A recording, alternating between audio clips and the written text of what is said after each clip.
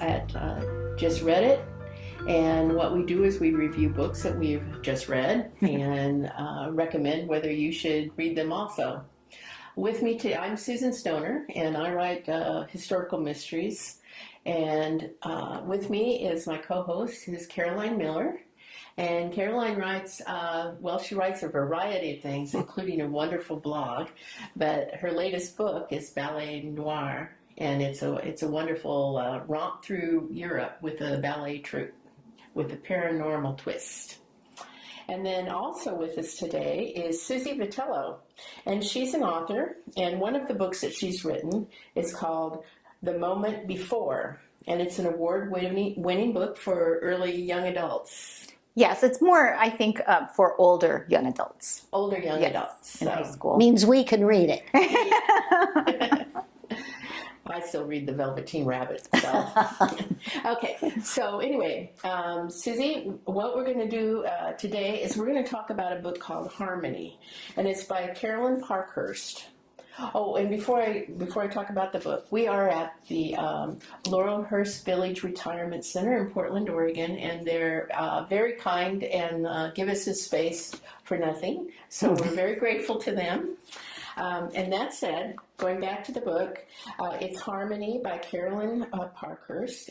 And Suzy, we have the guests go first. So okay. Maybe give us just a little summary of what the book's about and then what your thoughts are about it, how you felt about it. Okay. I just wanted to start with a couple of review blurbs just because to me they really demonstrate what this book is how I felt about it. New York Times called it a moving and compassionate literary dive straight into the heart of a frantic parent. And another reviewer called Harmony a masterpiece of slow-burning tension. And I thought both those things. I really enjoyed this book. And so the book focuses on a family with two girls, Tilly and Iris. And the older girl, Tilly, it has, we believe, some sort of spectrum disorder, autism, and then the family's kind of at the end of their ropes, knowing how to help her and help them as a family. They just don't know what to do. They've tried everything. So along comes this kind of guru cult leader named Scott Bean, and he tells them that he has an answer for them.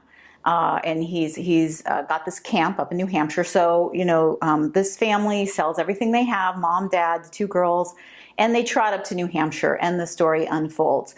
Now, what's interesting to this, for this book is the structure is particularly intriguing because the main points of view come from the younger daughter, Iris, and she tells it from a first person point of view from the point that they're in the camp going forward. And then dovetail to that, we get the perspective of the mom, Alexandra, and she gives us kind of the backstory. So she starts well before, and she addresses the audience in a second person present tense, which gives it this stunning immediacy, and I think sets up this what this called a masterpiece of slow burning tension.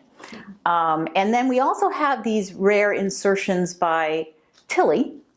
That are kind of epistolary. They kind of come at us from some unknown time in the future, and they're just sprinkled in there till I think let the readership know that she's okay. She's okay. So anyway, some pretty interesting things happen at this camp, and I don't want to give any spoilers. I just but yeah, there you can tell right from page 1 that something bad is going to happen. Okay, that's for sure. Well, the prologue, or right there, that something bad is going to happen. I came at this from the point of view of a woman who's never had children, and so it was very hard for me to identify with what it would be like to have an autistic child. That said, the author overcame all of those.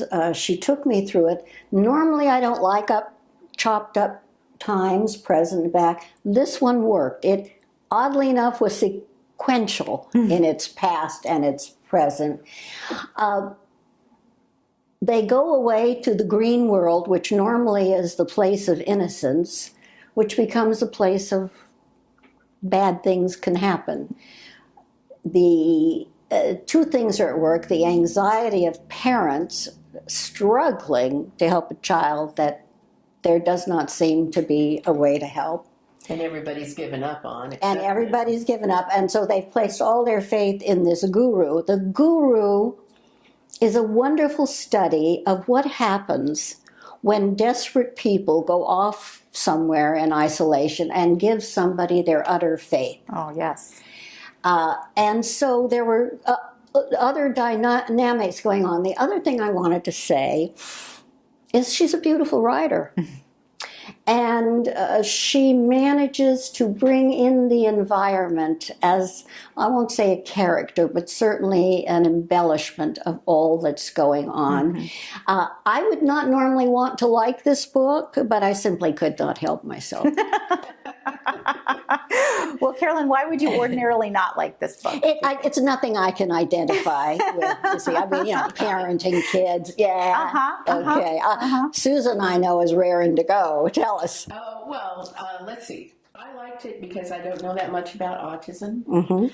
And I just know that it's difficult to be a parent of an autistic child. I liked it for the fact that, in a way, it found the beauty in Tilly. And even though she was a handful, there was a rationality to her, and I really liked that. I totally understood why parents would be driven to the length that they were. And I think that to me it made sense. And, ultimately, as you said, Tilly came out all right. Things came out all right. So it probably was a good move for the family. And then I also... Caroline begs to did not come out all right. Yeah, my recollection is that their life, they had one life that wasn't working. They went up, they did this. After this fell apart, they continued in that location, and Tilly came out fine. So I think for the family, it may have been one of those hard lessons. We read a different novel. They returned to the desperation, is what I read, except that they were more resigned to it, that they had accepted their fate instead of struggled against it. Well, let me continue. All right, sorry. Okay. So, and the other thing is, I found the guru guy totally plausible because I met people like that, especially I graduated from high school in the late 60s, so I know about communes, how those kinds of things work. And to me, in a way, he was the most tragic character because he really wanted it to work. He was desperate for it to work. It was redemption for him, and he failed. And anyway, so altogether, I thought it was a marvelous story and an educational one. He was an example of how evil can come out of good. And I would say it was how good could come out of disaster. And he wasn't. I didn't see him as evil. I just saw him as somebody who. There's always people. They've got a vision. And control becomes so important. And he was desperate to make it work. Well, that's where the evil comes, out of the vision that will not tolerate. Yeah, evil I always think of as exploiting. I want to say one lovely, well, he was. I mean, he took the car keys. I love this conversation. No, but he didn't. Sorry, get in here. No, this is He perfect didn't enrich himself off because of this. anybody who reads this will have their own feelings at the end of this. And I think that having him either cast as, an antagonist or somebody who was kind of one of the good guys is one of those struggles that we discuss, That make it good. Yes. That make it good. Yeah. There's one line that comes at the end of the book that made it for me when she described the little gal. What was her name again? Iris? The ill one, or the Tilly. Tilly, thank you. When the mother came to her reconciliation and she said, I accept my daughter as one who has angel's wings. That's her deformity, being really special. Yeah. All right. And on that happy note, we're going to close for today. Thank you for coming and visiting. Oh, we didn't vote. Come again. Oh, right. We got to vote. So the way this works, if you haven't seen this before, is red means that you're recommending people read it, and blue means stay away from it. Okay. So you get to go first. Well, Okay, I've never done this before voting red, but today I'm going to vote red. I say read this book. No tension there. Right in It goes in the, And I also say read this. and I do too, unanimous, and I hope the audience will forgive us. We're having fun here. We forgot to be serious. Thank you.